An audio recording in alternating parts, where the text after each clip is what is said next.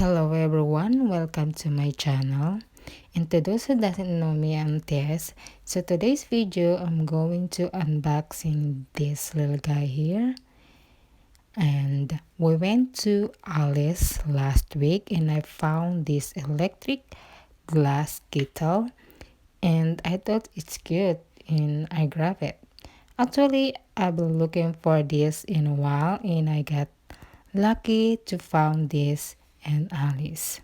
By the way, Alice is a bargain outlet and I got this kettle for $19.99.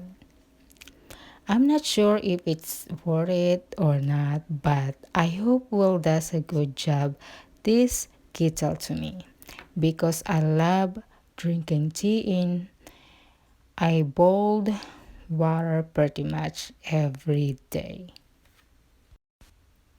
And now they have this manual.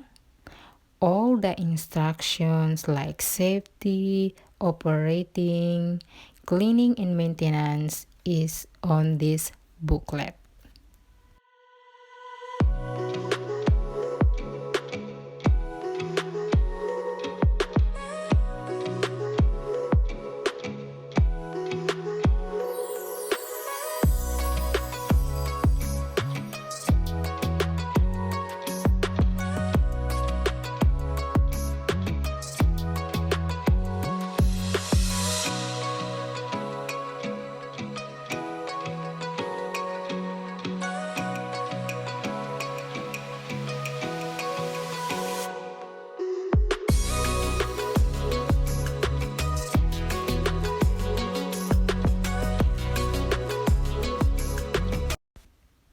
So this is the glass kettle.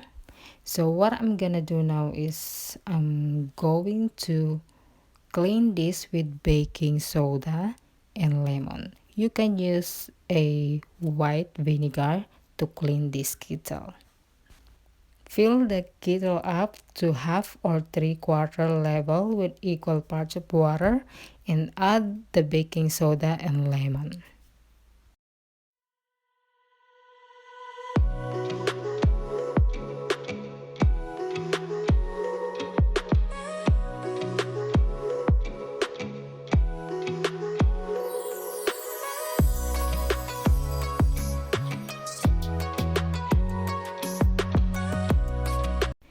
Push the lid down to close and snap into place. Ensure that the lid is flush with the top of the kettle. Make sure that the outer of this glass kettle is dry before you place onto the base. Ensure that both the glass kettle and base are steady on the flat, sturdy surface. Press the on switch to turn the glass kettle. The on and off indicator light will illuminate in blue. Small bubbles will begin to form in the water to indicate the water is heating up. Once done boiling, let the water mix sit in the kettle for 15 to 20 minutes, then pour it out and rinse the kettle.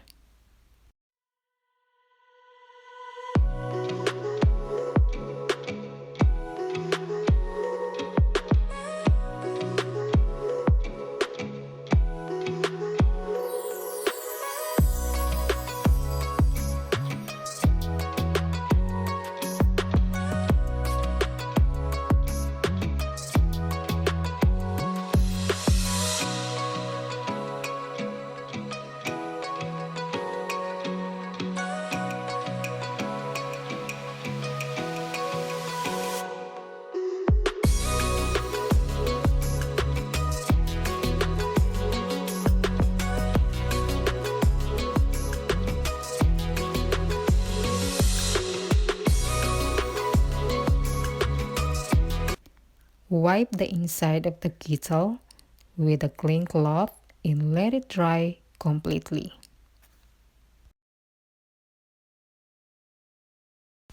After drying, boil plain water in the kettle to remove any possible remaining aftertaste and discard the water. That's pretty much it, guys. Thank you all so much for watching, and if you're new to my channel, if you haven't subscribed, please do subscribe. Your support will help grow my channel, and I really appreciate the love and support. Thank you all so much, and I will see you in my next video. Bye bye.